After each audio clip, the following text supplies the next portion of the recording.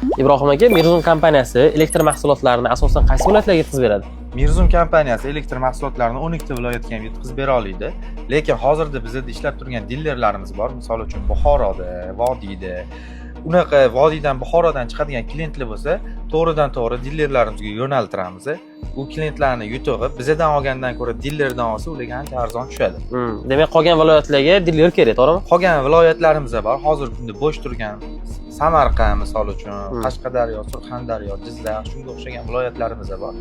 Ularga biz mol yetkazib bera olamiz. Toshkent shahrigacha aka? Toshkent shahri uchun alohida xizmat yo'lga qo'yganmiz. Klientlarning qulayligini o'ylab turib, biz agentura xizmatimiz bor. Agentlar klientlarga borib, o'zligi individual shug'ullanishadi, zakaz olishadi. Zakaz olganligidan keyin 1-2 kun ichida molligi, do'konligiga yetkazib beriladi.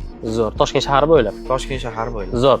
Agar sizlar ham elektr mahsulotlarini optimga olmoqchi bo'lsangiz, pastdagi raqamlarga telefon qilinglar. Ibrohim akam sizlarga to'liqroq ma'lumot beradi.